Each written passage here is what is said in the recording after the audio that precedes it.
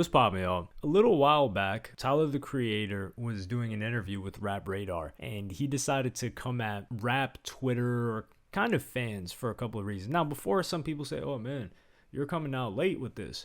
Look, I may not come first, I may not come last, but I do come best. That's why you're here. Let's keep it a buck. So I think people took this out of proportion. I think people misrepresented some of the stuff that Tyler the Creator was saying. I do think some of the stuff that they were criticizing him for was spot on. Not the criticism, but what they were criticizing him for. So I'm just going to play you guys the clip and then we'll look over it. Hopefully I don't get copyright for it.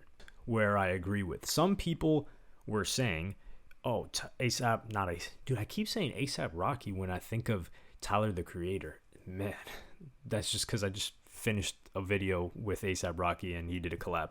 Tyler the Creator, people are criticizing him and saying that he basically said these young 17-year-olds can't like old hip-hop music. What about other genres? People are allowed to like old artists, but now they have to like the new guys. I don't think that's what Tyler the Creator was saying.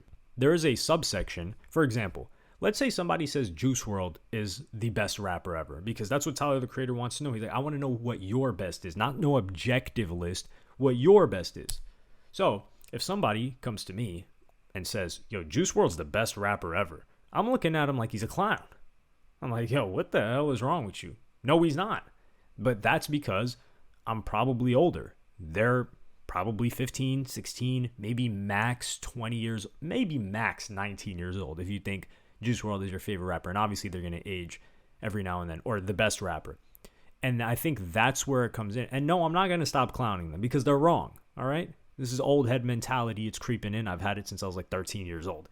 So I've been an old head for a long time. And we're going to clown them. This is just the normal game. But some people don't want to get clowned. And they're going to say, well, you know, like I have my favorite list, which Juice WRLD is on and maybe these other people are on. But I'll have an objective list where I'll listen to a bunch of stuff and then say, you know what? This guy was objectively a better skilled or a more skilled rapper than Juice WRLD or whoever else. I'm just using him as an example because he's so popular. Or better than XXX. So I'll put him as an objective top 5 ahead of Juice WRLD, yet I'm not going to listen to him very often.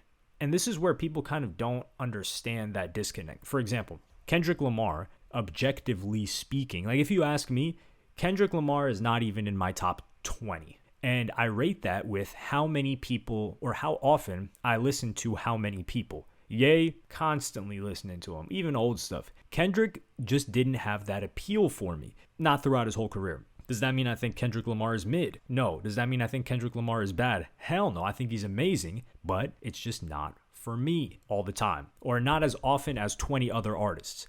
So I like what Tyler the Creator is saying here, where I have to disagree with him, where he says, oh, some people say their tier list for Tyler the Creator albums, like A, B, C, D. And he didn't say he liked that, but I think he alluded to the fact that he liked that because they were giving their personal experiences, why they related more to one album than another. But then he says he has a problem when people say thoughts.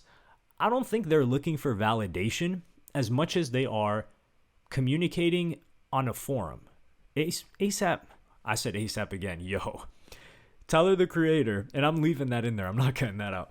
Tyler the Creator is, or was, part of Hypebeast Forum, or he was on forums when he was younger.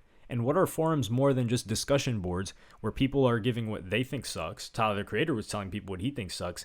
And instead of saying thoughts, people were going to give their thoughts anyway. Twitter is kind of like the new forum. So people could be asking for thoughts in a number of different ways. Maybe they want validation, sure. Maybe they want engagement, which I don't think there's anything necessarily bad about that unless they're trying to take someone down in order to get that engagement. Then you can have a conversation around it, especially if it's fake news.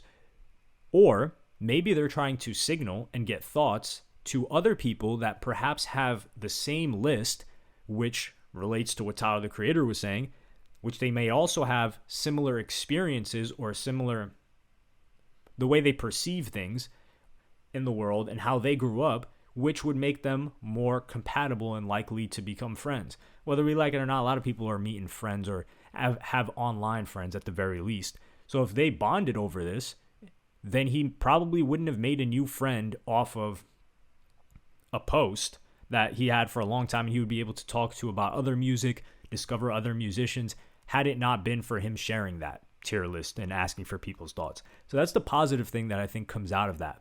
However, there are certain people that are, some people call it signal boosting. It's virtue signaling in other aspects when it comes to politics and stuff, but I don't know the exact term for it here. I think it's kind of like putting honey out for bees, where people will put the same exact albums and they're like 19 and you're like, yo, some albums are experienced through life than actually just listened to. Get Rich or Die Trying, if you're born in 2000, you will never understand the impact of that album.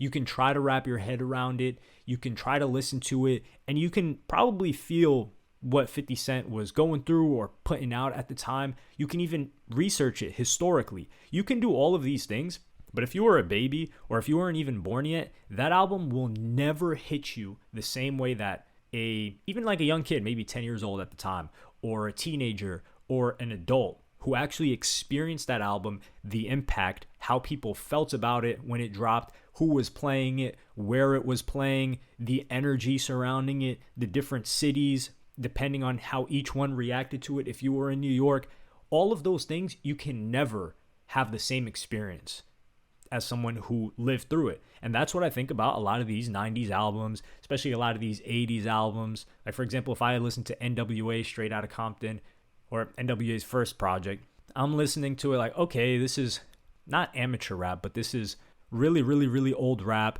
It doesn't sound bad. I could see how they're developing the genre. This is the beginning, laying the foundations. But it doesn't hit me like it hit people who were out there in the 80s, who were maybe teenagers, and they experienced that.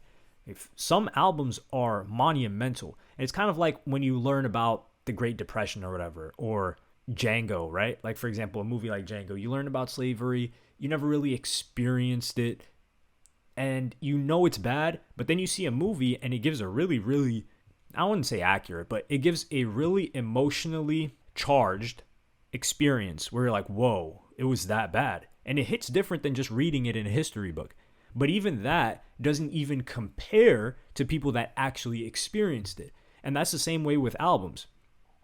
Which goes to say, and this is kind of giving a plus to Tyler the Creator again, which is, yo, you wasn't there when Tupac died and then his album dropped right after, and how much hype was around that and who was talking about it, what outlets.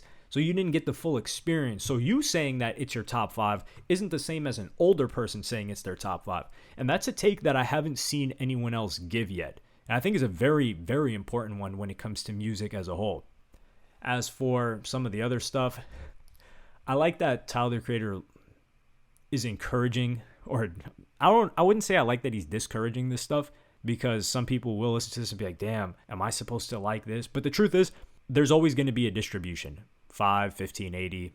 Some people will say 1, 9, or 1, 4, 15, 80. Does that add up? Yeah, I think it's 1, 4, 15, 80. There's always going to be a distribution of people that are looking to others to give them their opinion or to validate their opinion. And that's just the nature of the game. It's just the nature of life. This distribution happens everywhere. So I don't think it's going to change, but he's just venting his frustrations about it, which I can understand to a certain degree. I do think that for me, at least personally, I can have an objective list based on different criteria. So I have a rappers list and an artist list. For example, I can't have Ye on the rappers list because to be on the rappers list, you have to rap and you have to be written, or you have to have written all of your raps. So you can't have writers. You definitely can't have ghostwriters. And if you were exposed for ghostwriters, you're out of here. So Drake wouldn't be on my all-time rappers list. Snoop Dogg, he took himself out of there, although I wouldn't have had him anyway. And that just goes to show it's kind of like the age gap thing. I wasn't a young teen or an adult, nowhere near, when Snoop Dogg was at his peak, or peak as a rapper. So for me, when people are naming Snoop Dogg in the top 10, I'm kind of like raising my eyebrows, squinting my eyes, like, damn, really? But the demographic matters. Age demographic, location demographic, if they're from California or if they're from New York. So I think all those things add up. And I think that's something that the people who listen, I don't think there's anything wrong. And there are a lot of young people that like older stuff. Some people like history, some don't. Some like to check out older rap and they like the vibe and the energy it gives them. Maybe they even like the style of back in that day. And it can be possible that this is some of their favorite albums or their most listened to albums. We shouldn't take that away from them either. But let me know what y'all thoughts on this are in the comments.